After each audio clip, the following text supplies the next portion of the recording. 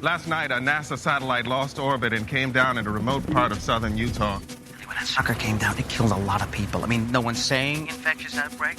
Could be a gas or some kind of a virus. We suspect a biological agent, now codenamed Andromeda. Welcome to Now Playing's Andromeda Strain retrospective series. There'll be 1,000 mutations. Andromeda will spread everywhere. They'll never be rid of it. Part of the Now Playing Viral Outbreak movie review series. Don't be scared. I'm a doctor. Hosted by Jacob. What have you got to fight this? Stuart. How much does he know about Project Scoop? As far as we can tell, nothing yet. And Arnie. I just wanted to inform you that all members of your team have been cleared and are now being called in. You'll get complete details on everything when your team is assembled. This podcast may contain detailed plot spoilers and harsh language. I recommend calling a wildfire alert. Listener discretion is advised. I guess we better go in and have a look.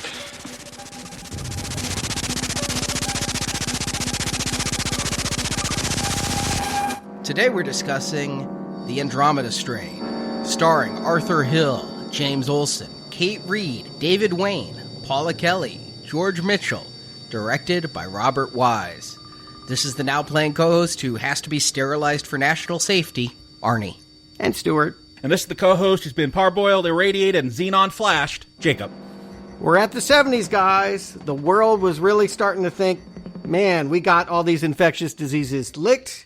Smallpox, polio, measles, all of them done. All the big viral threats out of the way. Then all of a sudden, on America's birthday, 1976, we get Legionnaire's disease. It didn't come from space, but it did come from out of nowhere and became this big epidemiological mystery. Isn't that like something soldiers got? Like that's why it's called Legionnaire's disease? No, actually, the Legionnaires were all these vets that were like, what could be more patriotic than going to the nicest hotel in Philadelphia during the July month on the bicentennial, and they walked away with dry cough, pneumonia symptoms, and 30 of them died. It had a kill rate of about 15%. And nobody could figure out why, because it only hurt the Legionnaire members. Only they got sick. The people at the hotel, the staff, they were fine. And so, it became this big, for years, they talked about, well, is someone trying to target our veterans? It broke out again at a VA clinic. Yeah, why isn't this a movie? Yeah, well, it could be. I mean, it is a good mystery. They're like, well, why does it keep hurting our vets? Bob Dylan wrote a song about it, Legionnaire's disease. He's alleged, and many people alleged, it was some crazy NAM guy that was trying to get back at the old vets or something like that. It was that time that we would instantly think, oh, if our old soldiers are dying from some mysterious illness and the CDC can't find answers, yeah, it must be a terrorist. But it hurt Gerald Ford's presidential bid. I mean, I think Nixon hurt it more, but he didn't get reelected because of it. People at the CDC got fired. The hotel got closed. But eventually they figured out it does not target just Legionnaires. Legionnaires tend to smoke. They tend to be older men because they fought in wars. They may not be the healthiest. They were prone to respiratory problems. And this virus was born because the hotel was so nice. Because it did have all of this lavish, light bulbs designed by Thomas Edison, and all the presidents have stayed here. They were bragging that they had this new water cooler ventilation system to have the best water pressure and the best air conditioning for July because it's so hot, not knowing that they were actually cooking a water that had a bug in it to the temperature that made it multiply to much more than any of the other hotels. And you were just pouring water on yourself if you were a guest. God. You were just dousing yourself in Legionnaire bacteria. And the reason why the people in the hotel didn't get it was, well, they were a little bit younger, but they had just been exposed to the water for a long time. They had built up a tolerance to it. But you blow in all of these old guests that have smoking issues, and yeah, it really became this big deal. Again, it wasn't an alien from space, but it felt like that. And it really did start a new era of bugs we hadn't seen before. We're going to talk about AIDS and Ebola in the weeks ahead. Well, you keep making these references to aliens. I did not know we were going to be talking about aliens. Andromeda Strain, to me, it was a pretty notable sci-fi film. I had heard it referenced a lot. I had never seen it. It's one of those, someday I'll get around to it. I guess today's that day. But aliens, I was not expecting that. Michael Crichton, I thought we were going with hard science here. I thought it was just going to be a viral outbreak or a bioweapon or something. Yeah, I had no idea about the movie we were going to watch.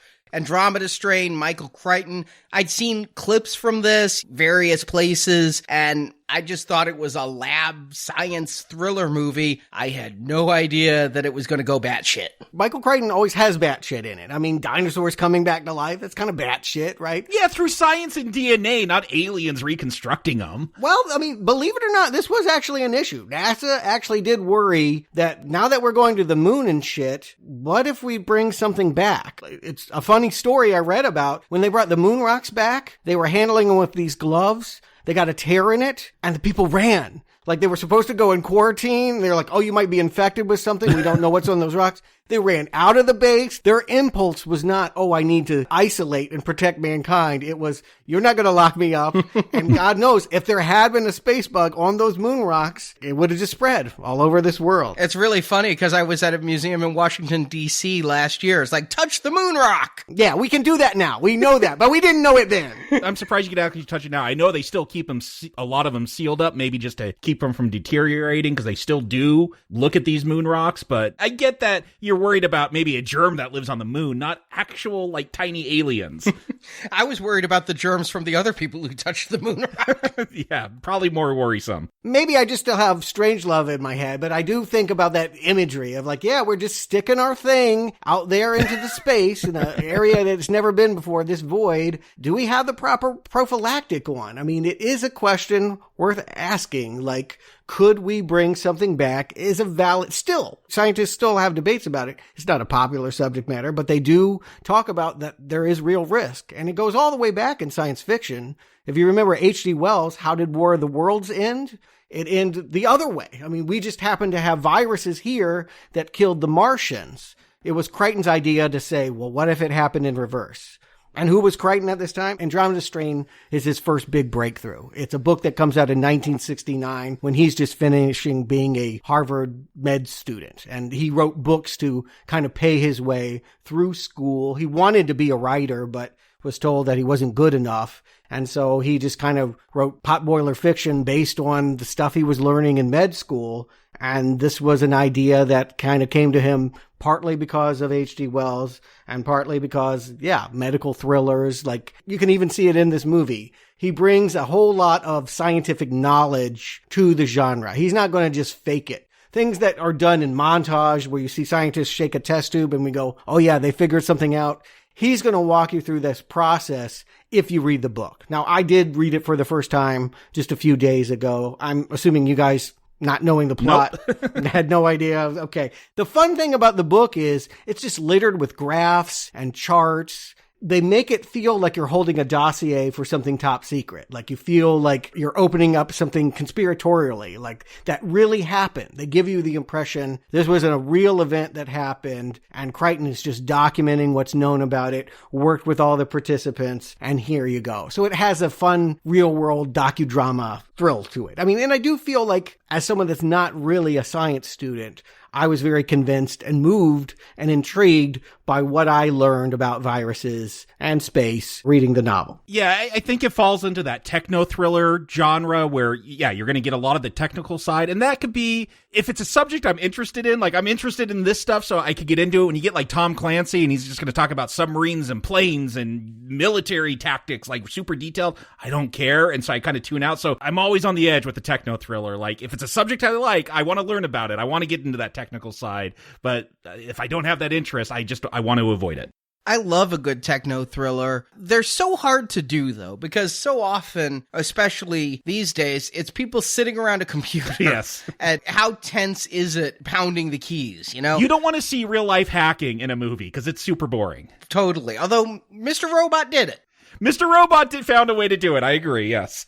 But when it comes to this, my problem is I can never believe the science, because where is the line between science and fiction? And in fact, the way this movie starts with this beginning, a disclaimer about how it's not breaking top secret classified documents that are about to come out anyway, it had me Googling, is some of this based in reality? Yeah, Project Scoop, I'm like, oh, this is all based on real stuff. No, they're going to Coen Brothers this thing up and fake us out. And I found out that there are entire areas of study, real scientists who come out against this because of blurring the lines between fact and fiction and making it difficult for lay people to understand real science. Now, they come out against Andromeda Strain, you mean? Andromeda Strain is one of many scientific thrillers that they say blurs the line a little too much. I have read that, like, CSI has ruined juries because they all expect the evidence to be as solid as what you see on CSI, and it never is. Yeah, that may be fair, but I do feel like this book got pretty good marks for having the breadth and the reach to be able to talk about what Crichton does while still being entertaining. I mean, does it dumb down the science? Maybe only some. I mean, again, I'm not a scientist, so I'm not qualified to say, but I did go and I sought out essays, things people had written, other acclaimed scientists, Nobel Prize winners, and they more or less gave this high marks, which is, I think, why this kid who really hadn't done anything to earn it suddenly was the attention of Hollywood, and they paid him a hefty salary to buy the rights to this book, and they got none other than Robert Wise to direct this movie. You guys know Robert Wise? Oh, of course. We reviewed him with Star Trek The Motion Picture. Oh, come on. What about Sound of Music? They got the Sound of Music guy for this techno thriller? Yeah, his career is really varied. He goes all the way back to Citizen Kane. He was the editor on Citizen Kane, and then he made horror movies. Then he made Day the Earth Stood Still. Then he made musicals like West Side Story and Sound of Music and melodramas. He's really done everything. And some people say that he has no style, that he changes what he needs to do based on the material. And this is very different from, obviously The Sound of Music or The Haunting, which is a really good haunted house movie I hope we get to one day. But interesting that, like, he, of all the people that could have made the Andromeda Strain, I would think of someone maybe younger, hipper, would want to tackle this. And I definitely feel like you would do what we complain about Hollywood doing all the time. Make the cast look really sexy and young and nope, not this cast. Throw away all the research and just get to some chase scenes. It's impressive to me that the book that I read is largely retained intact by Robert Wise and filmed and put on screen. You know, you say he has no style. There are definite scenes in here that reminded me of Star Trek The Motion Picture, and we'll talk about them. Well, I think I know what you mean by that. If the slow-moving, why are we focused on these people sitting around and not doing anything? That certainly is a complaint about that first Star Trek movie. It's also worth pointing out this movie came out the same year as Omega Man, which is another movie about viral outbreak. A lot more exciting, and I think probably a little bit more in the popular sphere, a little more entertaining. This movie made some money. I think it cost a lot. They adjusted for now. If they were to make it now using the money they had, I think they said this is about a $40 million movie, which is low for science fiction, but not chump change. You know? Yeah, they had to build some elaborate sets here. Yes, and it was nominated for an Oscar for those sets as well as editing and lost both of those awards. But yeah, it was received well and it had a small audience, but I think its reputation has grown over time. As Crichton became a bigger deal, I think this movie became a bigger deal. Now, I'd never seen this film before or anything. I didn't even read a plot summary. So when we start talking about aliens, my mind was blown. You guys, have you seen it before? Like I said, this is my first time as well. Yeah, no, I saw it a lot. It was on cable a lot. It was always on. And it was just one of those movies I didn't understand. But given that my dad was, I think he might have even explained this is kind of what he does. Like, it's not totally true, but as a public... He dodges lasers while trying to stop nukes? You got the coolest dad ever. It would have been really cool if that's what he did. But yes, I mean, he did track diseases for the state of Illinois, and it helped me understand what he did because it was always kind of nebulous. And so I would always kind of watch it from that vantage point. I just always remember really being impressed with the set and feeling like the end of this movie was most of the movie, like the wide angle shots and the chase scenes. I remember thinking it was very, very exciting, which I don't know how a 6-year-old thought that this movie was, but... You only saw the ending, I guess. Maybe that's it. You know how it is when you're a kid, you only watch the parts that you like. You know, like, okay, I'm going to just go away for 30 minutes because this is the dull part and I'll come back when he's hanging off the ladder. But yeah, I kind of know this movie, but again, it took reading the book to kind of put it in context and then, yeah, watched it twice, once just as a viewing and then once with commentary. So yeah, let's talk about it. What is all of this science that Crichton is pushing off as fiction?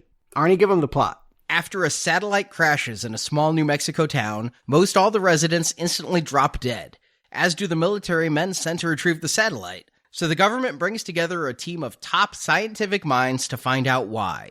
The team is surgeon Dr. Mark Hall, played by James Olsen, pathologist Dr. Charles Dutton, no, not the star of Rock, played by David Wayne, biologist Dr. Ruth Levitt, played by Kate Reed, and the team's leader, Dr. Jeremy Stone, played by Arthur Hill.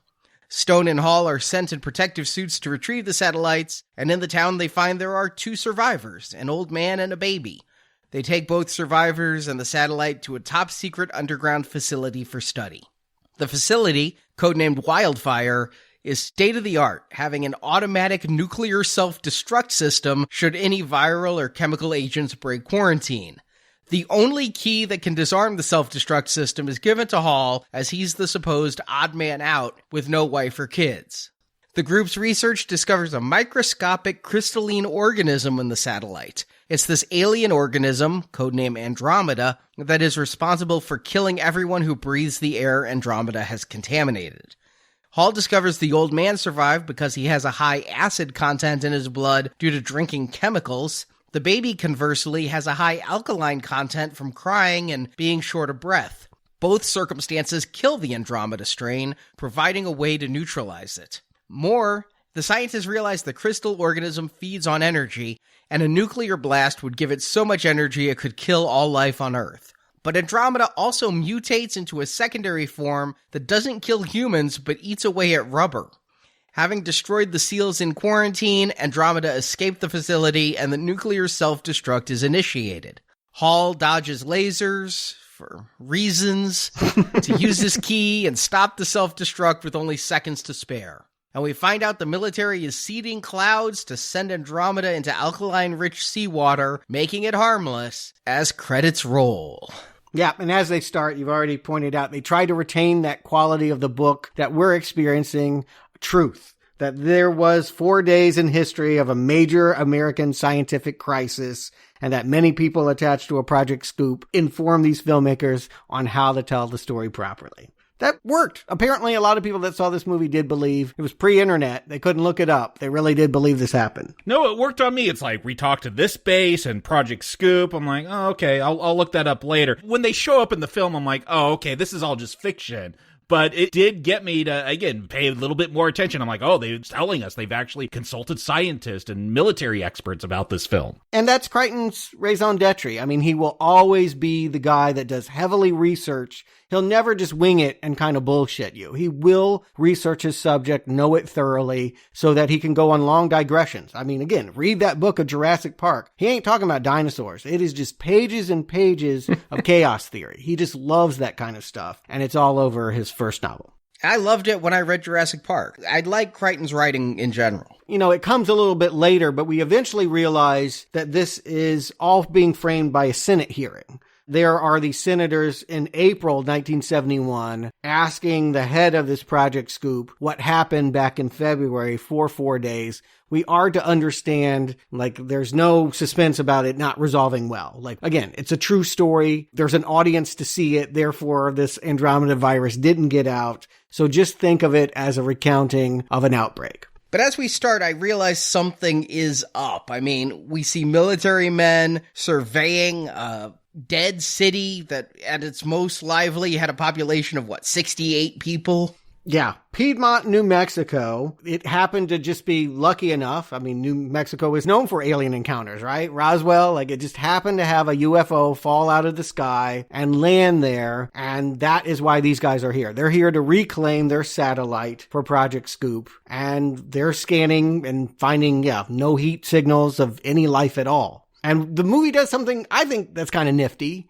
They cut back to a California base that's monitoring this team, and we experience what they experience almost like a radio play. We won't actually see what attacks them. We're told it's something white, but we know and probably have the impression that there's some kind of monster or space alien or something in this town that's causing havoc. Yeah, I thought this was really effective how they did this, that we only see the base and their reaction as they're listening to these two guys who are looking for the satellite in New Mexico, and like this horror teleplay that you're listening to, and builds the suspense for me because you're not seeing anything. It's only reaction shots. Yeah, I really liked this scene. Initially, my thought was it was a little bit cheap, but then the more it went on, the more I'm like, it is more horrifying to be in the POV of these lackadaisical military people. One of them was just reading a magazine and like, yeah, go ahead, not really paying much attention. And then as they all come to attention and we just see this oscilloscope going. It's acting like a wave meter, and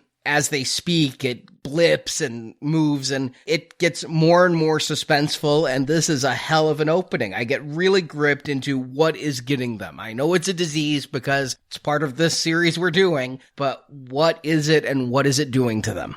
Yeah, and it's just a good rule for suspense. We've seen it in Jaws and Psycho. You didn't see the knife go in. You only see the fin. To hint at the danger makes it a lot more frightening. And given that this is a virus, an invisible enemy, we won't be able to see it until we bust out those electron microscopes at the end. I do think that this is a nice way of playing it. And we do have confirmation that something bad is going on because they instantly send over the plane.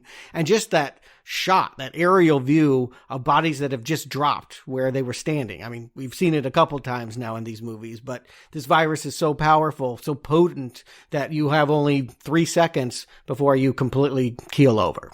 Yeah, it made me really think what could cause that. You know, it's obviously a science fiction movie, but I know Crichton likes to base stuff in fact, so it's got my mind working. It's like, okay, what is doing it? I suppose a mustard gas kind of would, you know, it kind of melts your lungs and causes you to die, but these people look like they fell over.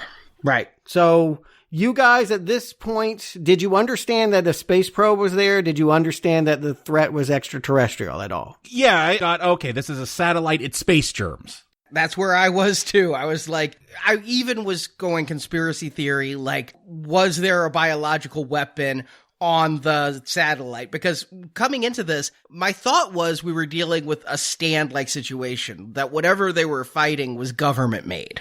Yeah, there was a thought at one point that I had that, like, was this intentional against this little New Mexican town to try out whatever bioweapon they're making? But it's on a satellite. Okay, it's space. Yeah, I think that kind of cynicism is where the audience would be. And yeah, it's not so clear cut that everyone probably understands what's going on and what the threat is.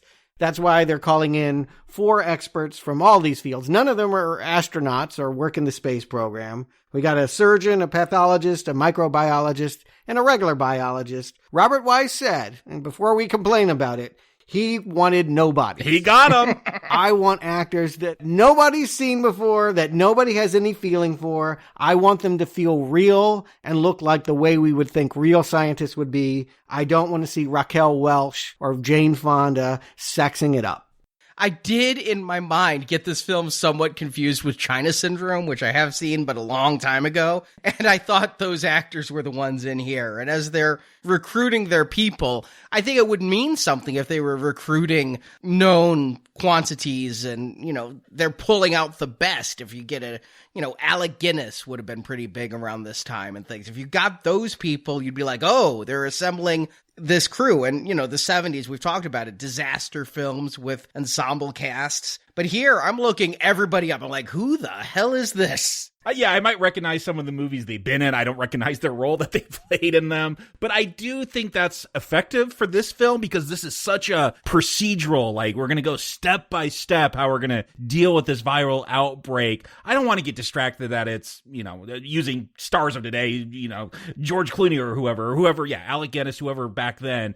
I don't want to be thinking about them because I'm thinking about the procedure in this film and the steps that they're taking to stop this thing. I think that is the star of this film, not the people. So yeah, don't clog it up with movie stars. It is a common observation, many times a complaint, that Michael Crichton doesn't write characters. He writes the science, and then he just puts up people to speechify and exemplify aspects of whatever's believed about the science. And I think that's kind of what he's done here. And to better or for worse effect, all these people are rather generic. If there's a character that's a hero, that's the virile, manly man that's going to do a little bit of action at the end, and I mean a little, I think it's Dr. Mark Hall, which, again, keep in mind, Michael Crichton was a med student, so it kind of makes sense that the surgeon would get all the good parts, although I don't know why you would call a surgeon to investigate this. Yeah, that seemed a little weird. I mean, my favorite is Dr. Ruth Levitt. She feels like the Ian Malcolm character in this film. She's got that sense of humor and is kind of pushing against everyone. So none of these are great characters. The rest feel pretty generic, and they play their part. You know, I'd read online before I saw this that role was a male in the book and that they decided to make it a female for the movie. And so I am thinking, you know, a Raquel Welch or a Jane Fonda type or something. When I see the female they got, I'm like, Well, no, that's not what they were going for. They weren't looking for sex appeal. No, it's realism. They were looking for my college ethics teacher, I think. Yeah, I had a chemistry teacher that she's a spitting image of. But yeah, Levitt brings levity. I mean, that's the point. That's why I think you're right. We might like her because she's going to make snarky jokes at the expense of some of these eggheads. You know, she's going to poke fun at some of this technology. When she passes some flashing red lights, she's going to mention it reminds her of her bordello days. I mean, like that kind of humor, frankly, is much needed because so much of this movie is dry. Proudly, staunchly nerdy dry. These 4 characters, they were, randomly selected? They don't even know they're part of it, or do they know they're part of Project Wildfire? Well, I think something happened. In the book, Dr. Jeremy Stone very much knew about it. In this movie, he knows enough about the Wildfire Lab to have written a letter a couple years ago to President Nixon and said it would be a really good idea to have a place where you could take space particles and examine them free of exposure to the exterior world. And that's the extent, I think, of this movie in linking him to Wildfire. But in fact, this character was based on a real Nobel Prize winner who did make advocation for this and who is portrayed ultimately in the book kind of as an enemy, as a co-conspirator, in the sense that they're working on developing this whole project is a front for bioweapons. They do eventually get to that concept. The Nobel Prize winner didn't appreciate that, and so they backed away from that characterization in the movie. They decided not to make Jeremy Stone the full villain. And so that's kind of a loss. I feel like you want the surgeon to have someone to push against here at the beginning. You want to have someone that maybe does have their own agenda and is not thinking about health over maybe the weapons and the military. The thing that got me is as we're getting these people recruited, we're seeing a little bit of their personal life. We see one's a grandfather whose grandkids are there. One is a husband having a party. We see the surgeon who's about to cut into a patient, making me really feel bad for that patient. I hope whoever covers knows what they're supposed to do and not remove a gallbladder when they need to do a kidney. Oh, yeah, but that's Michael Crichton in the background. It's the only on-screen cameo he's ever done. The guy that's subbing for him, that's stepping in, that is actually Crichton. You can't miss him because he's like 6'10", like he's a giant. But when I think about this kind of movie, the go-to will, of course, always be Jurassic Park. And there we had characters, and each of them had their own arc. We had the romance between Laura Dern and Sam Neill not liking kids, coming around to be a protector of kids. Here, there's no characters. There is plot and plot only. In many movies we've reviewed, I've groused that the plot is sacrificed in service of character. That is not something I can say here. Yeah, I think what we're told at one point is that Hall, he's a substitute. It was supposed to be some other guy, and he was having his appendix removed. And so this is the guy they got. It wasn't even the guy that they wanted. And he is their odd man out because he presumably has no social life. Being a single man, he's thought to not have the attachments to the world that allows him to make hard decisions about arming the nuclear device in the laboratory. We'll talk about it when we get in there. But my point is, I don't feel like any of the other characters are any more attached to their lives than he is. No, Dr. Levitt doesn't want to go because she's really into whatever experiment she's doing. That's her attachment, but it doesn't feel like they're worrying about families. Yeah, I feel like you could do this a little bit better. And we're going to have an opportunity. In a couple weeks, we will get a TV movie remake, and I will be very surprised if we don't spend more backstory and find out that some of these characters had a romance with each other. They're definitely going to have fuller lives. The one this was reminding me of is one we haven't reviewed yet. I don't think there's too many Michael Crichton movies I haven't seen. And the one that kept coming back to me was one I do not like that I thought I would. Sphere?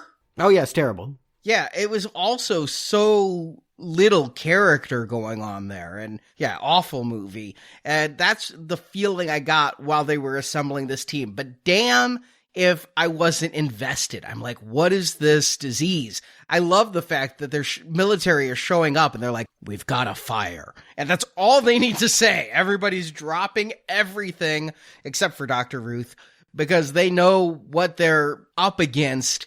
And if they are leaving their parties and leaving their families to go deal with this, I'm in. I may not care about these people as people, but I want to know what they're fighting because they're protecting me, right? An American citizen. Yeah, Stone probably didn't need too much of an excuse to leave that lame-ass party. He was probably glad to be like, see ya out of here. But I agree. It's a nice, right setup. I mean, Hitchcock one time made a movie like this where every scene was just a bunch of generic characters and they never came back for another scene. And the whole idea was instead of following people and their stories, we followed this dossier in this plot. It's called Topaz and it's not very good, but like all Hitchcock movies, it's kind of an experiment.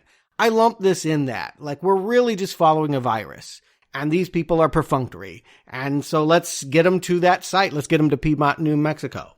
Yeah, when we get to day 2 with Hall and Stone, Robert Wise, we talked about, he's done all kinds of films, like from Sound of Music to Star Trek, and you said he's not really associated with the style, but I do think there is a style to this film that helps me stay engaged, like when they're walking around and they're doing split screen, so you see Hall and Stone like looking into buildings, and then you see the dead bodies that they're finding. It is a little weird that when they find a naked woman dead body, like that's when the screen zooms in and goes full screen again. But she had a peace symbol on, and yet somehow this movie's rated G, by the way. I know. Isn't that amazing? This is a G-rated movie. That's crazy. Yeah, with a titty shot. Yeah, but with that lack of characters, the style of this film, I get into it. Maybe because it's just kind of a weird film with that, because it's so much about the science that when you get these little visual flares and experimental things, again, it keeps me interested. Yeah, I definitely am creeped out by this town. The idea when they drop in there and they're looking up at that church and then they look down and on the steps is the dead priest and just all of these people. You can see yourself, little kids playing ball, like everyone just dropped there. And then they get to this old woman and she had enough time to write a suicide note and hang herself. So you start to realize, okay, it didn't kill everyone instantly. Like the guy obviously didn't kill himself by putting his head in the tub, but some people died within seconds. But some of them, there's a larger story here. And so this is really going to be about putting that medical mystery. Why do some live longer than others?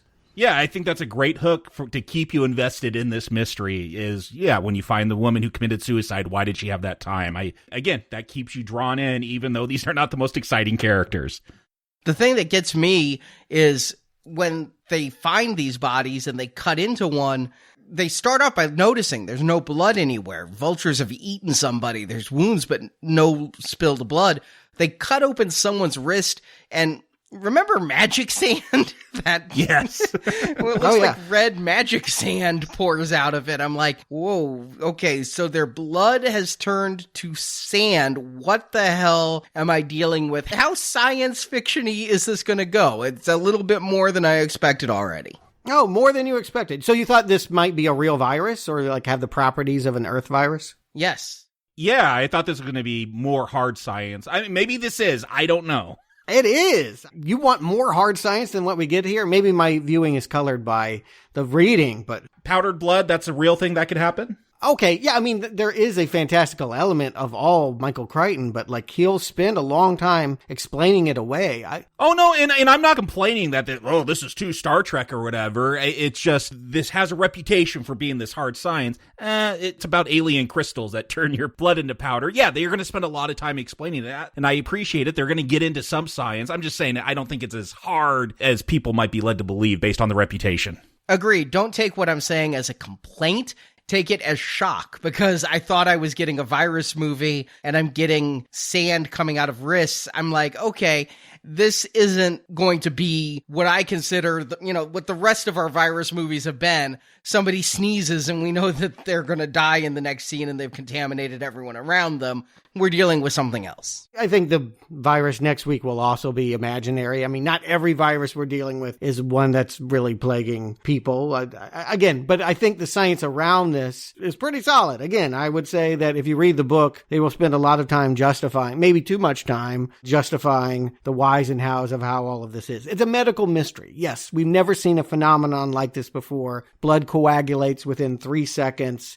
They didn't have heart attacks because everyone has pleasant expressions on their faces. They're putting the profile together, and then they hear a baby crying. and I wasn't sure what the sound was. At first, I thought they might have found an animal. Like, was it a calf bleeding, or what was that sound? Because a helicopter comes down and drowns it out almost immediately, and they're waving for the helicopter to go away so they can hear whatever sound it was again. And I'm thinking the helicopter's going to be like, oh, they're telling me to leave. I'm going to just leave them there. I thought the same thing. I thought they were going to send in the bombs. Like, oh, the helicopter pilot's like, no, they told me it was really dangerous. They waved me away. We got to bomb it. Yeah. They needed walkie-talkies, I got to say. Those suits maybe had an intercom on them. Yeah, how did they get back into contact with the helicopter to come pick them up with the baby? Their suits are airtight. The big thing is they're running out of air. And so if they're airtight, sound travels on air. So they have to already have walkie-talkies for these two guys to talk to each other.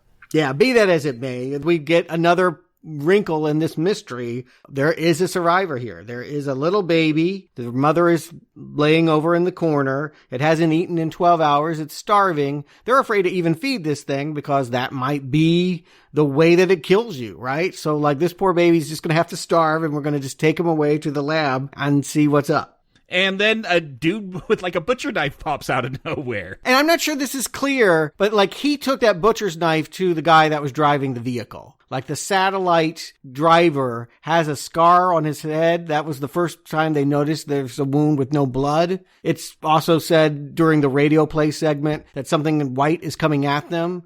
This man is delusional. He's going around hacking at anything that comes into the town with his butcher knife. Yeah, he believes the government did this to them. I did not realize that it was he who killed them. I thought this was the sound of them dying from the virus. I didn't get that they were murdered. Yeah, and there was one other character, too, that got completely eliminated from the movie. But in the book, there was a cop that just patrolled through the town and kept driving, and they find him later at a diner. It's kind of like mad cow disease. The crystals go to your head, and then your thoughts get really weird, and before you know it, he's pulling out a gun and shooting people at a diner. I'm surprised they didn't include that, actually. I feel like this movie probably needs more violent punctuation, but maybe they couldn't get that G rating. They're so happy to go after it. And Robert Wise, man, Star Trek the Motion Picture was G too. Yeah. It's also worth pointing out they get the capsule back. They actually have this probe that was picked up by the country doctor. He brought it all the way to his desk, opened it, died smiling there, and now they got to figure out, is it out? Or is it still in there? We're going to take this back to the lab. We're going to probe it. We're going to look at the baby. We're going to look at this old man and use our 4 experts to solve this mystery. And that's the movie. So many movies would have that going on in the background while the real movie happened. While you really chased things, people really died. Maybe there was an alien, something slithering around or people mutating or something. The shocker is we really are expected to understand the science and pay attention to that, be entertained by the scientific concepts. It's working for me. I mean, at this point, I'm still very much into this and want to know what's going on. It's a good enough premise that it can survive lack of character. Yeah, the fact that most of this story is about them looking into microscopes and the exciting stuff, like there's this thing about the White House Situation Room, and do we just drop the nuke on New Mexico? Oh, we got a treaty with Moscow. Like, we can't blow up nukes on our own land, I guess, because of these treaties, which I find funny, just the bureaucracy of everything going on. But by the time you get to the end of the film, you know why this is important, that they're trying to delay these nukes. They didn't know that, though, but to me, you do get these little funny asides. Maybe they're not supposed to be, but the fact that we can't just blow up our own land because of Moscow. Not only that, but you see who's in charge, which I think we see today. The scientists might have all the answers, but ultimately it's the politicians that are going to implement what happens. It is Stone that keeps saying, why haven't they dropped the bombs? He's always asking about the procedure. It's a 712. Why haven't they called in the 712? And if the scientists were in charge, they would, within minutes, just wipe away this town and clear any infection. They're gassing the buzzards, afraid the birds are going to go off and carry this disease. The nuke's going to be more effective than that. But because the president, and this is President Nixon, is afraid of dropping bombs, didn't know that part. But you got to think any president, no matter what you think of them, is hesitant to nuke their own soil. Especially if it's their first term. It's going to hurt your re-election. Yeah, admittedly, the bombs that Nixon drops were in Cambodia. But again, that was a big scandal for his presidency here. And at any rate, yes, that is showing us that these scientists, while having an influence, are not able to control the situation. And so what they're going to do is call in the National Guard and the Air Force and just cordon off this 60-mile radius around this New Mexico town. And everyone else is going to head back to Arizona, where at the very tip, along the Mexican border, they built wildfire. I love the trip there with Ruth. He's like, we built this road. You built the potholes? Well, we had to cover the tracks. A lot of big equipment has gone up and down this road, and in the desert, those tracks stay a long time. And it really builds the mystery of when you get there. She calls it a pot farm. Yeah, I laughed at that. Yeah, it's this little U.S. Department of Agriculture building. And again, you're going to go full sci-fi with hidden elevators. It reminded me of Men in Black. It did, but it also is just fulfilling the fantasy. A lot of people probably thought Area 51 was like this, right? Like they're just going to have tons of flying saucers down at the bottom of this. We believe this, right? Our government has secret tunnels. Us, like I feel like it's part of the mythology of this country. And it was said that they were built after 9/11 too. I've heard that extensively. Like there are whole cities under this country in which nefarious scientific experiments are going on. Maybe they're not nefarious, but it feels that way because they're clandestine. I always liked this part. Even as a kid, when I had no political beliefs about such a thing, I just always loved the idea that it was this showpiece for this really cool 5-layer lab. Oh, yeah, no, I am not going to complain about this lab. Like, this movie gets slow and it's really dry at times, but this lab is great. Even better than the Satan Bug lab, which had some very impressive doors, but this is way better. Yeah, I love this lab, but I am a little confused on one thing. I love the description of it and the way they all sit around a table and tell us about how cool this lab is, but they say each level is color-coded, and the color is picked based on the psychological reaction to the color. Well, the first level is red. That is going to induce panic you. It's going to at least unsettle you. There are psychological studies. I mean, I've seen it why classrooms and medical facilities are the colors they are is because they're soothing. You pick this red, anybody who stays there very long is just going to go nuts. I mean, there's only so many colors. What are they supposed to do? Lavender? They stick to the primary colors mostly. There must be some secondary ones in 5 levels, but... Yeah, they could definitely go pastel and people would be a lot more soothed, I think, by the architecture. But again, there's not many people in this lab. I mean, this is a very lowly populated movie. These 4 characters are going to get a couple nurses and aides, but by and large, this is a 4-person drama once we start going in here. And I love the fact that day 2 is literally just, it's going to take a long time to decontaminate you. The human body is dirty. And that is my question. My take is levels 1 through 4, nothing happens but decontamination. Like all the experiments are on level 5. Well, all of the work that they're going to do on the subjects, the survivors of the town, and on the pod capsule, yeah, that's all going to happen at a level where you can guarantee that you're not bringing in your own germs. Again, you want to make sure that you're not introducing anything into the experiment that would invalidate your results.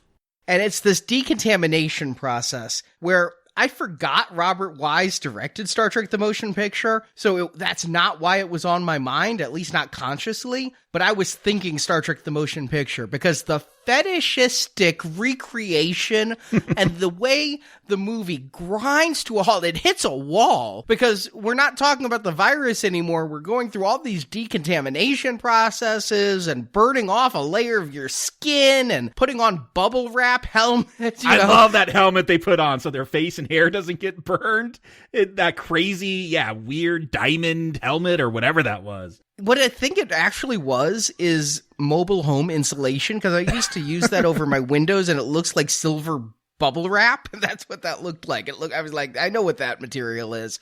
But the way that it does this reminded me of like what feels like 40 minutes of Captain Kirk going to the Enterprise, and you're like, wait, we're supposed to be fighting Klingons and V'ger. Why are we spending so many time with these glory shots of a ship? And it's the same level of fetishistic exploration of something not entirely relevant. But that is Michael Crichton. Again, all of this is in the book, and it's given the same level of detail. And I feel like Wise is, like, if they had gone through this quickly, Wise would have gotten through it quickly. He was honoring the source material because his idea of bringing a book to life is to do what was on the page. And because this is about germs, I don't mind spending some time with all this decontamination and all the science here, because that is what this story is. But there are moments of again, humor, there's things that I'm kind of just smiling at. I'm never laughing out loud at this film, but whenever they try to talk to the computer and it doesn't understand what they say, it's just setting up little conflicts, like who's smarter, the scientist or the computers that they've built to control all this. Little moments like that I enjoy.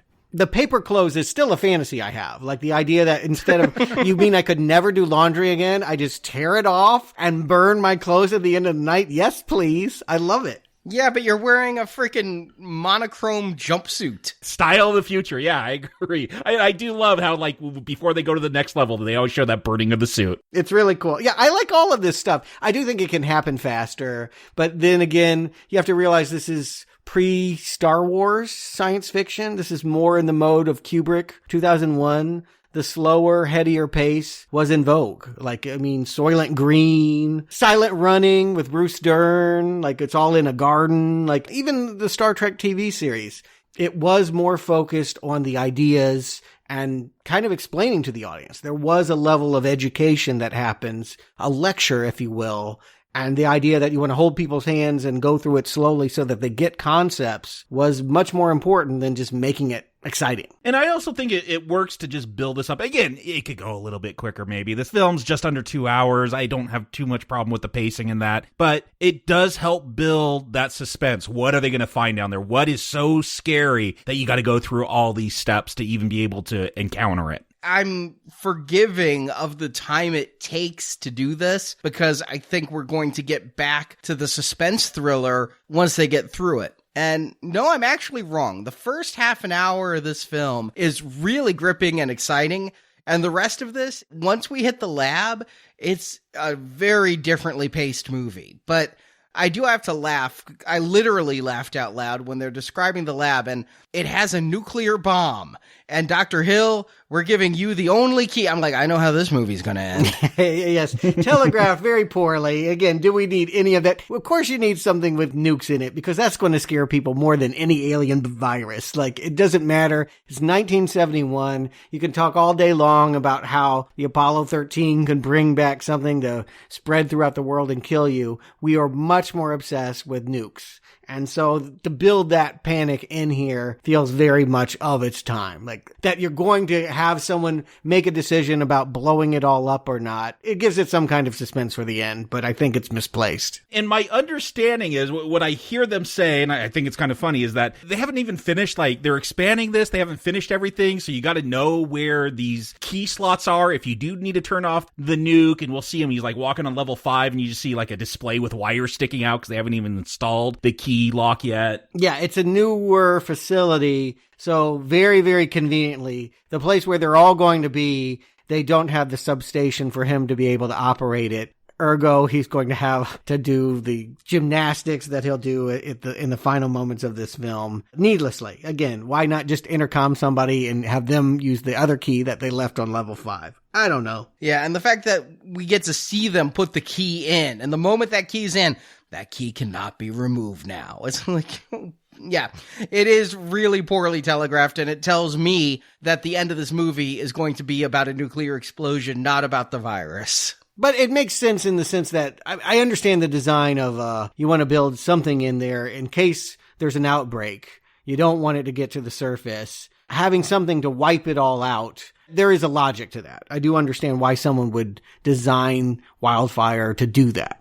Oh, yeah. From a scientific perspective, it makes complete sense to me. You know, if you look at it dispassionately and... If you're an odd man. Well, to go to a different Trek film, the needs of the many outweigh the needs of the few. If it's going to save all life on Earth to nuke this site, and you're in the middle of the desert, I mean, it's very lucky that that satellite didn't crash down in New York or LA, or it landed in one of the least populous places on Earth. New Mexico? I mean, it could have been the thing. It could have gone to Antarctica and been found in 100 years. Sure, absolutely. I mean, but you could also say that maybe people in New York would have left it alone and not opened the damn thing. I mean, like, it was the country doctor that just had to open the hatch and expose it. I mean, there's always that character, right? In the Blob, there's always the guy that's going to poke the meteorite. And so there you go. Day 3, we're going to do 3 things: detect, characterize, and control. So we're going to start with a very brutal scene in which we watch animals' lives being sacrificed. Do they trank these animals? Because it looks like they're really dying. No, I had to look this up.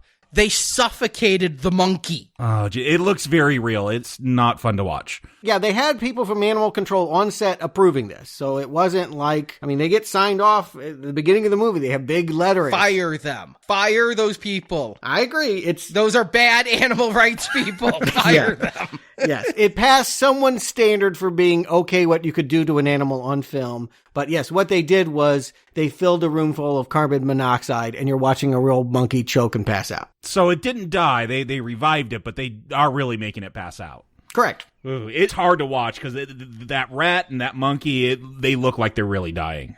Yeah, I had to stop because I'm like, that's not a puppet. How did they do this? I had to pause the movie and look that shit up because I was disturbed is the thing. It's not like I was wanting to know how they did the effect. I was actively disturbed that they may have killed a real monkey. The few movies actually like kill an animal on screen, but it does happen. But yeah, they had the warning prompted before you saw any of this footage, and yet I still don't feel good about it. Yeah, G-rated, bring the little kids for titties and dead monkeys. And again, I saw this when I was a young kid, and I know so much about this movie was very upsetting and confusing, and I couldn't understand it. I do feel like when you get to day 3, if you haven't bought in from the first 2 days, if you're like, this movie sucks, it's boring, like day 3 is when it gets real scientific. It's like, we're going to try to just measure the size of this thing. Okay, can it get through this many microns, this many microns? Yeah, we're going to expose different animals to it. And do they live or die? Like, I do feel like if you want to learn about the scientific method, here's the segment of the movie to watch. And I'm not complaining because I bought into the movie. Like, I'm finding all this fascinating. I'm just saying, if you have tuned out already, this isn't going to win you over. I had not tuned out, but I actively started to in this section because I thought there would be more interpersonal drama between these scientists. It seemed like Ruth Levitt would have more interaction with Hall, who she's very much against being there, as she seemed kind of snarky to Stone. I thought there would be personality conflicts and scientific debate. Don't get me wrong. I'm not saying that I wanted a love triangle or anything out of these people. I'm saying different methodologies. You've got people who are different specialists. I thought there would be argument/debate about what is the best way to go.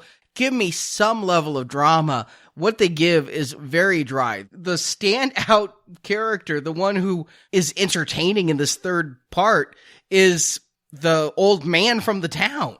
I agree, yeah. While I appreciate the fact that they are going to hold this movie towards a higher rate of what scientists do and not glamorize or trivialize, you could still do all of that stuff and make the scientists themselves interesting. I don't think I could tell, without having read the book, what each person's thing is. I mean, I guess I would know that Hall was about to perform some kind of surgery on someone.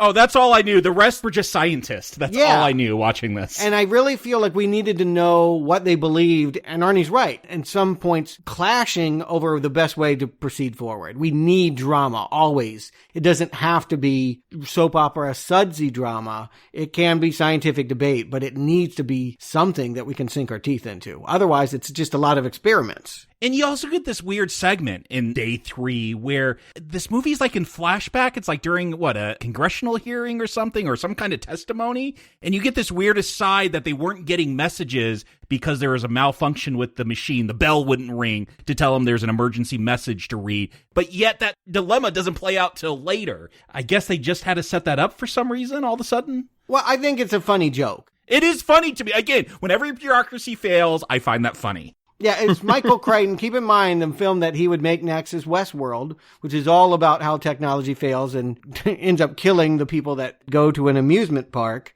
And here the idea is that, yes, there's a guy that's hired. His one job is to say, hey, we got an answer on whether or not we're dropping the bomb. And because there is a paper jam in the printer, the literal bug in the system, they don't know this. And it creates a problem when they touch base much later. And they also miss out on the fact that there has been another casualty, that someone flew over the town and then crashed.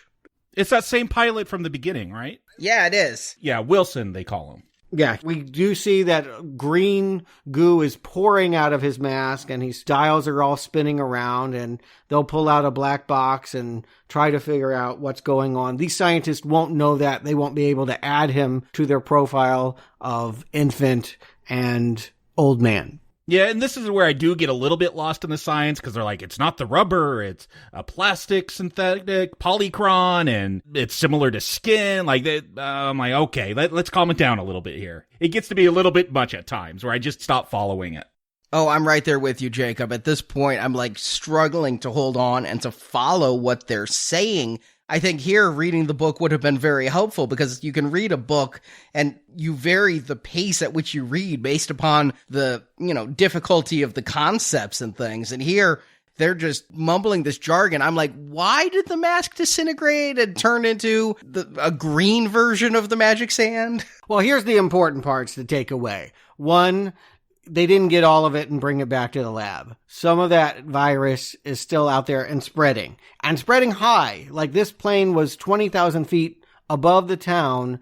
It shouldn't be contracting the virus, but it's telling you that the virus is mutating. It's multiplying, it's growing, and it's getting into our atmosphere.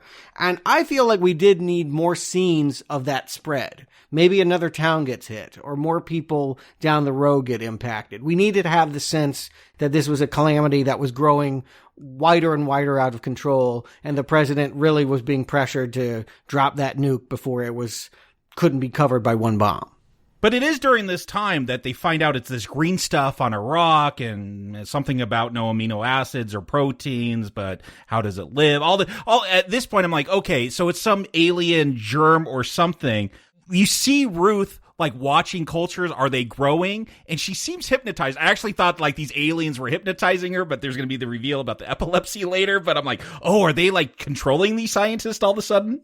Well, here's the thing that the book touches on. It's not a huge part of it. There's lots of digressions. I'll just put it that way. There's lots of theories that are expounded upon and ideas and what it could be. And one thing that gets speculated on is, what is this virus? And it's thought that perhaps it was meant to not infect and hurt people, but to communicate. And so the idea was that maybe what's making it mutate is that it's trying to integrate with the living beings of the environment it finds itself, and trying to manifest in a way that it can actually talk in our language. I thought that might actually happen. I actually think that might even be a way to go, like to have a character that might actually be possessed by the virus or give voice to the virus. I don't know. That seems like a smart thing to do. I thought it might be going there too, because I think in day one, Stone does say that he has this theory that it could be a friendly alien trying to contact them, that it's not necessarily malevolent where it's trying to kill them. Right. I definitely want to know a whole lot more about what this virus is and what these space people that might have spread it were than this even the book ever really gets into. And I think that was something that if Robert Wise had the idea of going beyond the scope of the book, they could have brought to this movie. But because he was just trying to make the book on screen, it's an idea that gets undersold. And consequently, it's not a particularly interesting alien. I mean, once you understand that it's just a crystal, then it seems to be about, the third thing they're trying to do, containment. Well, how do we stop it mutating? You definitely don't want to drop that nuke, because they know once it goes under the electron microscope, that's going to make it grow. And I knew it was going to be aliens. They have a weird dream sequence on the way to day 3. And we see one of them was a teacher or teaching a seminar where we saw people under a microscope that said, "Take me to your leader." And he's like, "You laugh, but this could be true." I'm like, okay. So much like the nuke at the end, they showed their hand on this one. How do you mean? Once I saw the dream sequence where they talk about little aliens under the microscope saying, "Take me to your leader," I knew that it was going to be aliens in that rock. Okay, but we never do talk to them. I guess it's like Close Encounters with the ship never coming at the end. That's what I would say. Like, I feel like I want to have a dun dun dun dun dun with them, and we're not going to get that. We're just going to wipe them out. Like, that's all that we really care about here. And the key to that is the key to understanding why we have these two survivors. And it really falls for Hall to be the one to figure out the important thing here. I do love those suits that Hall and the nurse have to get into. Like, they crawl through these tubes of plastic and I guess just slide into his suit so they can interact with the old man and the baby. Yeah, and he gets frisky. I mean, this Peter Jackson, once he starts feeling better, he's grabbing ass and being like, I want to get you out of that suit. Oh, he was asking to see that nurse's legs before. He's like, I'll give you some information if I can see your legs. Well, he also said he'd give information if he could have butt. And I'm thinking he wanted the nurse's ass, and they say, no, you can't smoke in here. I'm like, oh yeah, cigarette butt. But then he grabs her ass and gives the information. I'm like, wait, maybe I was right the first time. Do people know what sterno is? When you go to, like, banquets and you see those trays of food and they've lit a little, like, it looks like a blue flame candle underneath, what's burning is sterno. This man has a habit of drinking that kind of alcohol mixed with fruit juice. That's what squeeze is. It's a hobo drink. It was a prohibition drink, right? Did people pay for this? I thought hobos drank this when they couldn't get to the actual alcohol. I think during Prohibition, you paid for whatever you could get with alcohol in it. I was thinking during Prohibition, this is what you did if you didn't go to the bootleggers. Yeah, perhaps. But anyway, because he probably was alive during that era and enjoying that cocktail and kept it up to deal with his ulcers and his pain, that this is what protected him. He kept his blood acid levels, his pH levels, at a point where he would not be impacted in the same way that everyone else was. This is like promoting huffing. This would be like if I made a movie today and the survivor inhaled glue all the time. You know, it is not, that's the person who you want to see die is the one who's misusing chemicals. He's not going to live long anyway. Yeah, there's a lot of bad advice. They talk about that there was someone with diabetes, but they didn't take their insulin, so the ketoacidosis kicked in and like killed some of the bug. I think that was one of the people that was able to commit suicide. They didn't die right away. Like, no, take your insulin, don't drink the sterno, feed babies. Yeah, the medical mystery of this, it's interesting, it's tantalizing. I mean, maybe you're thinking in a slasher movie terms of like the good girl is the one that lives. Here, it's the abnormal ones that live. It's the ones that aren't living like normal society. And so putting that piece together, putting that mystery together, what Hall is doing is, I think, the stuff that's most understandable for the audience. I don't know that everyone else understands what these guys are doing, poking the green specks of paint on the rock. Well, yeah, they explain here that it can grow because of the atomic power, because it feeds on everything. Is it the crystals? Are they going to be like giant crystals? Or does that just mean like these little microscopic crystals are going to multiply throughout the atmosphere? Well, again, it started out as something that gets into your lungs and coagulates your blood. So like what the crystals do is essentially clot you, and that's it. They're the end. But what they do is they put it into a computer model. And keep in mind, this is way early in the ideas of... Primitive computer model, yeah. Yes, exactly. They get the number 601. Overload. Too much data. What I take from that mean is just that it's going to replicate so much that if you give it a blast of nuclear radiation, the world's going to be covered in it in a matter of minutes. But it's not lethal at this point. What we find out day 4, lucky enough for Dutton, is when he goes back to the autopsy room, they're exposed to it in there, he and the rat, but it has already changed. I love that because they're wanting to experiment and see, oh, put the air in and let it just breathe real fast. Let's see if you live. Like, you experiment with your own life. Yeah, they've given him pure oxygen because I guess he can't survive on that, but Hall wants to turn that off and just, breathe irregularly to survive. Yeah, hyperventilating will change your acid level. It'll also make you pass out. And, just look at the monkey. Like, you don't want to breathe carbon dioxide. It's just a bad idea. I feel like they rush through a lot here at the end. A lot of these concepts. There's some lip service paid to the fact that this is when they're finding out Wildfire also was trying to get bioweapons, and maybe they're trying to protect this. Yeah, it seems like that should have been a big moment of conflict with these characters, but no, it's kind of just thrown out there. And I'm struggling to remember my high school chemistry class. Alkaline, acid, base. I'm like, what? I just have to, let it wash over me and nod and be like, this makes as much sense as when Geordie LaForge was going to realign the dilithium crystals with the sensor array to do a neutrino blast. I'm like, Yeah, the important thing is these crystals could only survive in a narrow pH balance in the blood. So if you get it too acidic or too alkaline, which, is that the same as base? That's how I took it. I was trying to think back to high school chemistry too. Then it will die. So there's a lot of lip service there. That was my takeaway. Narrow pH level, make the blood go extreme either way, you're good. But that doesn't seem like a good solution. It's all right, let's make everybody drink Sterno. No, and they're not advocating that. They're not saying everyone needs to cry until they can't breathe or, drink this hobo cocktail. They're trying to, at least at this moment, save Dutton's life, and they realize he's going to be okay because this virus has now become something else. That's the good news. The bad news is it also means it can break through seals, and in the same way that it was tearing up the airplane, it's now tearing through this supposedly impervious lab. Like all of a sudden it's now on different floors and different rooms, and that's triggering the big computer to say, oh, we need to set off the nuclear blast and wipe this thing out before it gets to the surface. So help me understand this. The virus now is not lethal at all to anyone ever? It now is just going to kill rubber? It's going to continue to mutate now that it's gone through a person that's hyperventilated or, whatever. It's reacted to the body differently. And again, if they were exploring the idea that this is an alien trying to communicate, I would say that it's trying to adapt to the environment so that it can better understand the subject. It's not really seems to be what happens here.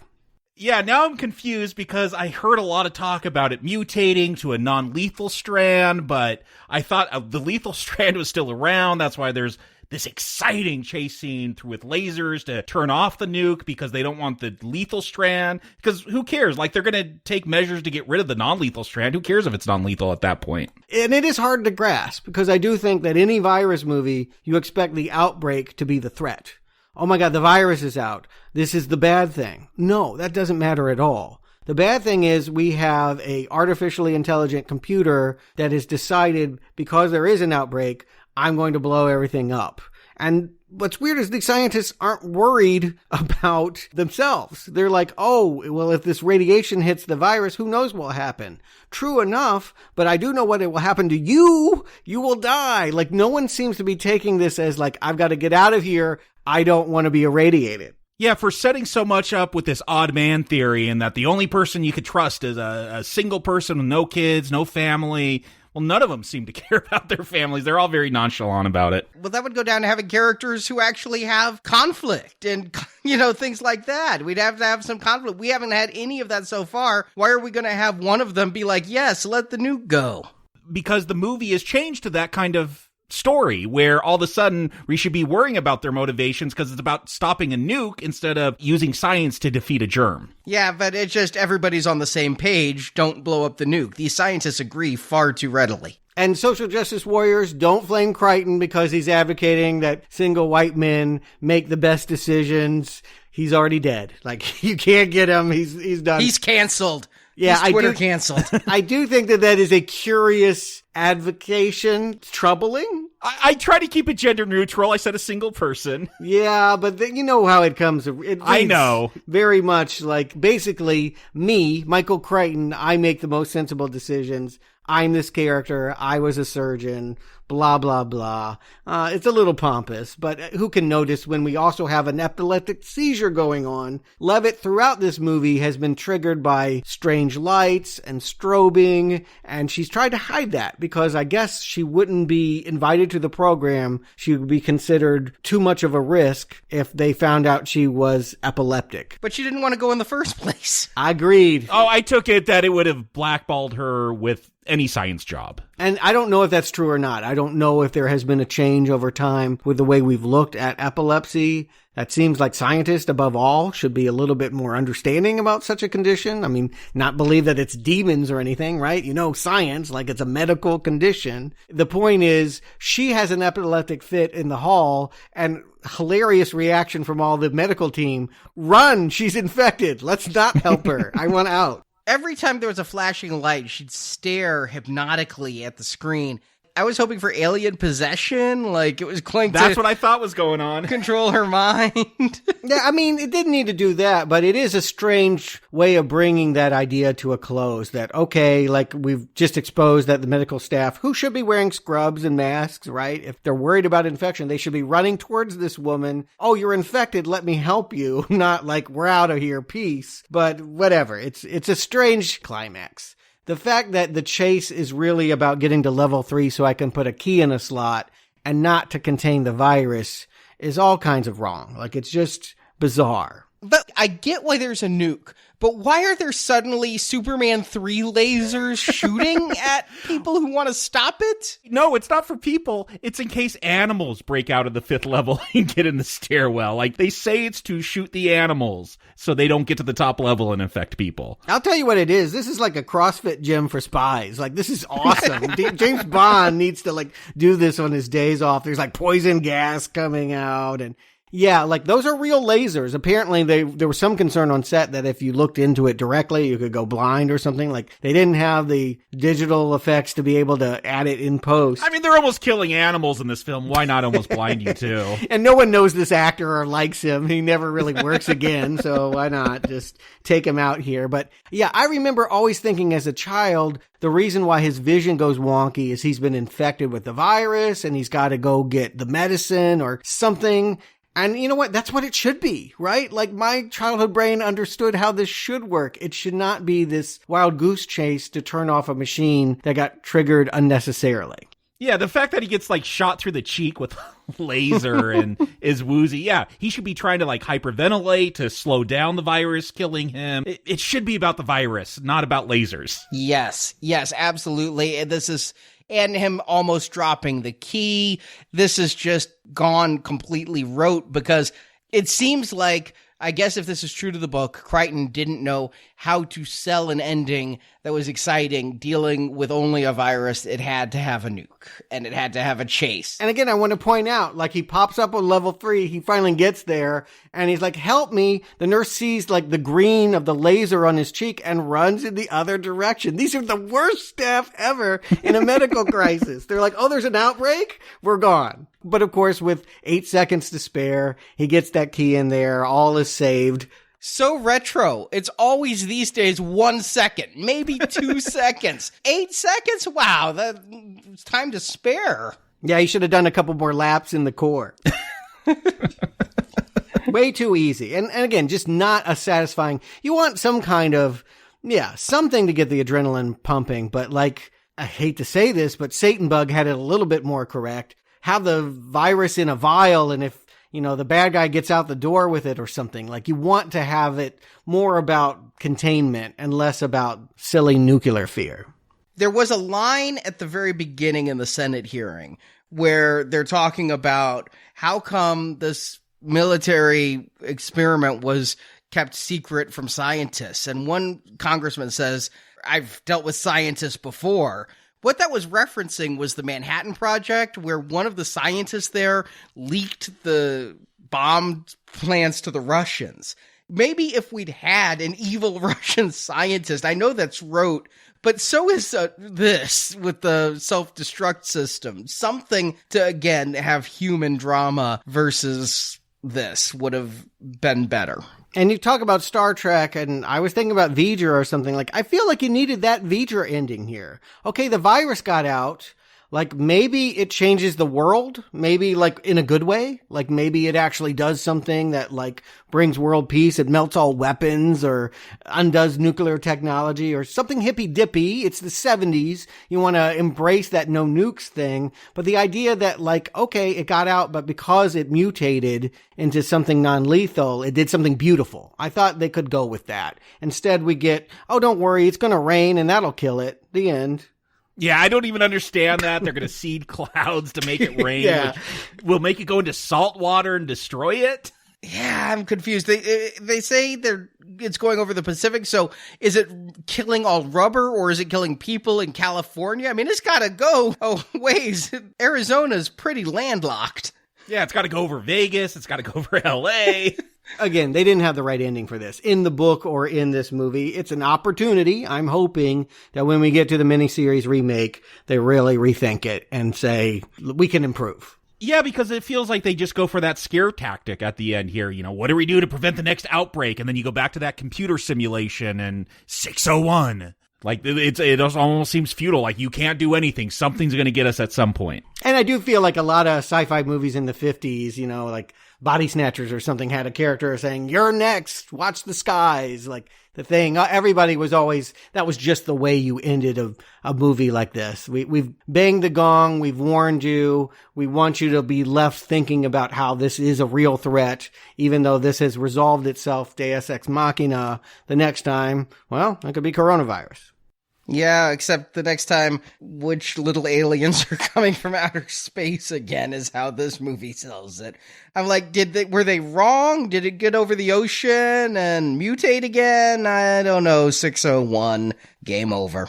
So Jacob, Stewart, do you recommend catching the Andromeda Strain?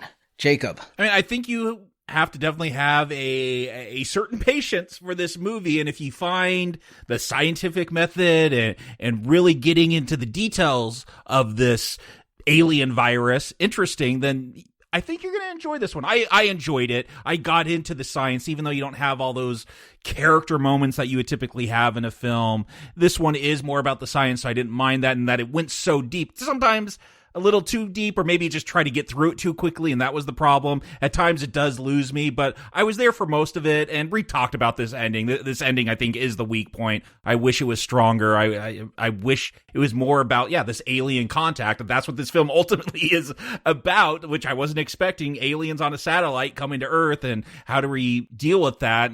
Dealing with lasers to stop a nuke seems weird, but we've fully discussed that. But yeah, I like the little stylistic elements of split screen and this synth score that they got throughout. I don't get mostly into this film. There are times where I'm taken out because, again, the jargon is a little bit too much, or where the plot goes, it doesn't feel right for this kind of story. But I could give this one a mild recommend. Stewart. Yeah, it's telling that the film ends on that flashing 601, which is code for data overload.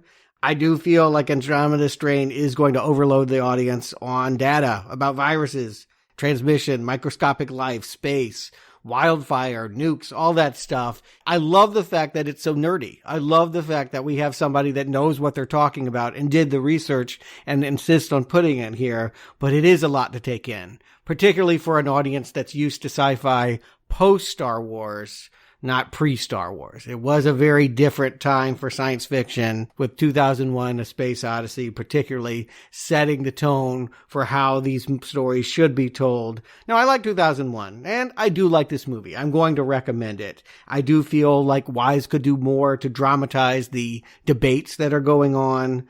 And yeah, I do feel like sometimes the leisurely tour of the set goes on a little bit too long, but I do love it. As someone that appreciates retro, I mean, all the analog details, if you like studying the background, if you're not going to get worried about the fact that the movie has a very slow pulse rate and will never get to be that very exciting, I think you can have a good time with it. And I would say the one thing that I would like to see with the remake, the thing I'm crossing my fingers for, is that given that this is a close encounter as much as it is a pandemic story, I do think we need to know more about the alien virus and the aliens that created this virus, or are this virus. This movie hurts itself with the ending it gives it and not giving voice to that alien life. But it wasn't too much of a strain. I enjoyed it. Mild recommend. The movie breaks itself down into 4 days, and it's funny to me because I felt like each day had a distinct feel in the movie. And day one was like strong recommend, absolute strong recommend. I'm really into it. I'm loving the assembling the team. I want to know what the virus is. Day two, I'm still pretty into it. As you know, you're getting into the town. It's really still recommend territory, though I'm a little bit confused about the old coot. But then we hit the wall with the decontamination, and I'm like, all right, let's get back to the suspense thriller. Day three, you're still kind of in recommend territory, but it's getting real slow. All the excitement and the ticking clock seem to be gone. It's just, let's look in microscopes and let's talk about if we feed the baby or not, and let's suffocate the monkey. And then day four, it jumps a shark with the overabundance of techno jargon coming all at once, mixed with a lame nuclear warhead ending. I can give it a weak recommend. There's just a bit more good here than bad, but it's a shame because the opening of the film, the first act, was so damn strong. I'm like, this movie's great. Oh, shit. But it's a weak recommend. Yeah, I think we saw the same movie, and there's a real good opportunity to improve. The goodness that I feel about it is, we must watch a TV movie remake, like, there's real opportunity to do better. Yeah, I felt for sure that, let's face it, every TV remake we've watched is lesser than the film, right? Although I may have recommended doing the TV series and not the Lynch movie. But other than Dune, every TV remake we've seen has been a chore. Yeah, The Shining being the shining example. Yeah. But here, I know it stars Benjamin Bratt, and that's not usually a good thing, but I have hope. Hush your mouth, I love Catwoman. Do you remember he was in Doctor Strange? No. Exactly. Oh, that's right, he is. Benjamin Bratt? Yeah, he's the basketball player that he's able to play basketball. Well, he's not a basketball player, but he's seen on the basketball court because meditation made him walk again. Nope. No memory. Okay. Completely gone. Erased. Yeah, that's about how memorable an actor Benjamin Bratt is, and that's why I'm a little nervous. But yeah, if they stick to the story, but add a little bit more character and stuff that Crichton didn't put in the book. Yeah, you got to go beyond the book. The book is the book, and I enjoyed it more than I enjoy this movie. It works because it's a more data dump driven story on the page more than this movie. Let's hopefully imagine that they're going to realize in 2008, when we get there, that they got to do a lot more to juice this thing up, sex it up, something, make it exciting in a way that audiences expect. We'll get there in 3 weeks. Next week, we're going to the 80s with Warning Sign, a little movie. Didn't do that particularly well, but I saw it a lot on cable. I have very distinct memories. Is it as exciting as this one from your childhood memories? I'll put it this way. If folks have been wanting a zombie movie, this is as close as we're going to get with that. And if you want something a little less scientific and a little bit more fun, come back with us to the 80s this Friday for more Tom Cruise reviews. Yeah, this is the centerpiece, right? Top Gun. It doesn't get bigger for Tom Cruise than this movie. Biggest movie of 1986. Maybe still the biggest movie of his career. It definitely changed the trajectory of his career. And we're going to cover it in one big show this Friday. You can find the details and support our show at nowplayingpodcast.com/donate. And that means every week for most of the summer, you're going to get a bonus show. And it's going to be, Stuart, I think you said, it's Fun Fridays versus more serious Tuesdays. We're not going to be talking about pandemics on Fridays because we've already reviewed Mission Impossible 2 with Chimera and Bellerophon. So we can do Top Gun instead. And we have a switch up. We don't know what our Platinum series is going to be. So if you become a Gold or Platinum donor in April, or earlier if you're already a donor, you get to vote what our new Platinum series is going to be. There are 4 choices since A Quiet Place 2 has moved far off. We are going to replace that retrospective, and we have 4 options, and they're in 4 different genres.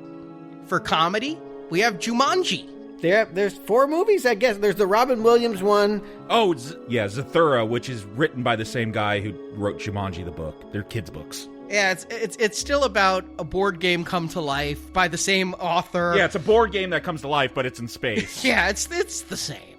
It counts. Way better than the original Jumanji, though. It's got a great, incest storyline. It's Jon Favreau, one of his early films. Is it? Okay. And if you're loving Top Gun, I don't know why you wouldn't want 4 Iron Eagles. Since we can't do Top Gun 2 until 2021, not that I'm bitter about that, we can do Iron Eagle instead. And come on, isn't Lou Gossett Jr. just about as good as Val Kilmer? Oh, way better. Maybe better. It's hard to judge. For all the wrong reasons, but better. Yeah. Let me put it this way. I would love to see Lou Gossett do the same. For horror, it's been highly requested by our listeners. This is a chance to make it happen. Sleepaway Camp. Yeah, it's one of our earliest successes was going and doing those Friday the 13th. It's kind of a callback to that, except I only know the first one, but there are 5. I don't know how you get 5 out of that premise. I have seen the first one as well. And finally, sci-fi, one of Stuart's favorites, Invasion of the Body Snatchers. A little bit of horror, too. It's kind of sci-fi horror, but yeah, it definitely is a classic from 1956 that became, I'd argue, another classic in the 70s, and then it came back in the 90s and in the aughts as well. So gold level donors and higher get to vote for our platinum level series through the month of April. So you can donate, support our show, and get a say in what our next retrospective is. We know that times are really tough. I mean, some of us are going through that ourselves right now. We understand completely if you can't donate this time around, but if you can, it would really help us out. So if you're in a situation where you're able, head to nowplayingpodcast.com/donate or nowplayingpatron.com. We appreciate, even $1 sent our way. We appreciate. If you can do $10, you get to hear a review of us right now, and we'll get to Candyman later on. And if you do 25, you get all these Tom Cruise reviews as well. If you do 35, you're basically getting a bonus show every week for spring and summer. So thank you so much to everyone who supported us so far. And we hope that you enjoy the bonus shows that are our thank you for those who donate. Yeah, I think of Fridays as the fun day. This virus series is kind of cool, but it's also really depressing. And maybe you don't want to be thinking about what's happening right now. And Fridays, it's like, oh, the 80s. This is so much more fun. And yeah, I think just the vacation of it. Yes, if you can join us for Fridays, it is just a lot more easygoing. And so until next time, thank you for joining us. We hope you stay happy and healthy.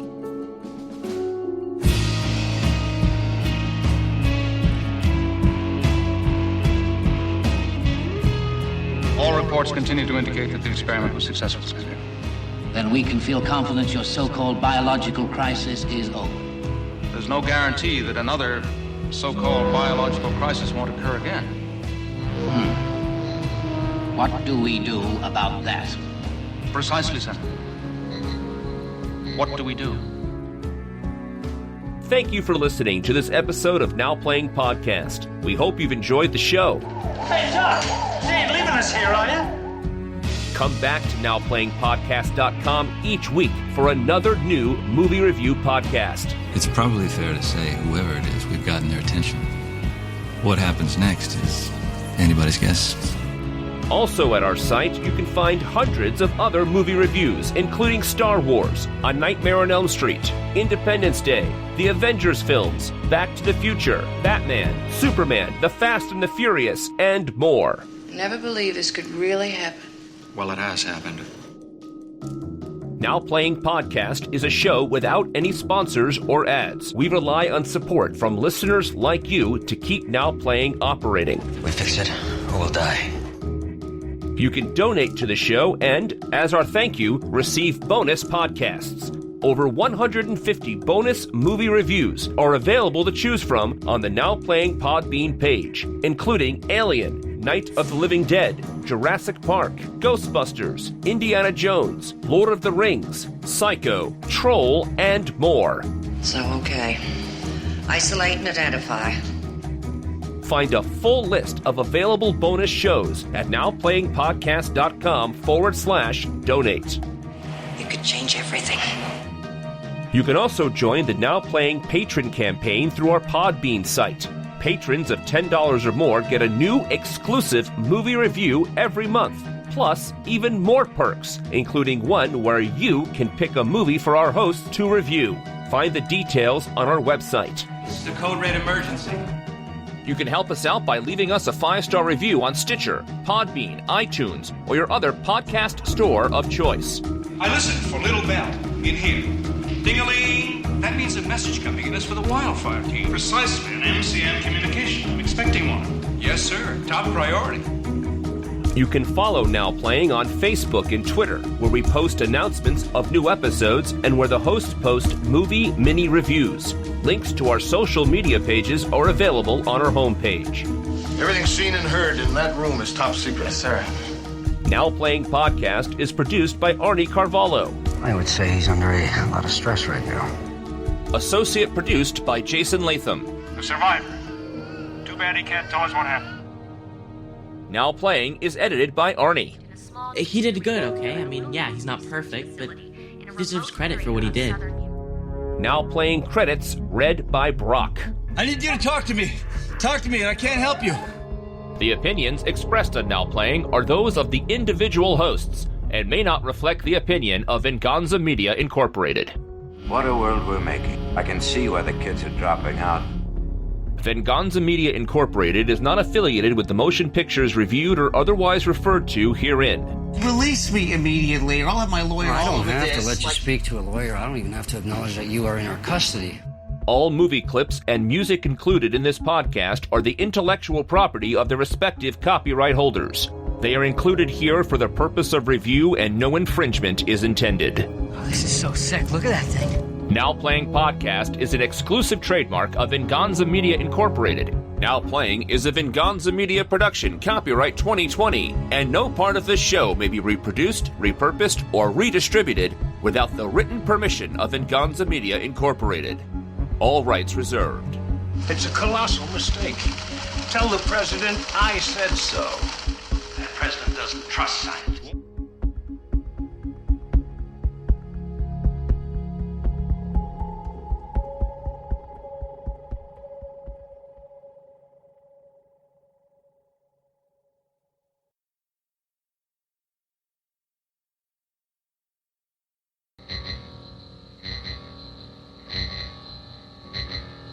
You know, you said the Omega Man was more exciting. My immediate thought was, well, why aren't we reviewing that film for 1970? Oh, wait, we reviewed that film. We did that one. Yeah, you can look that up. I Am Legend is what series that's a part of.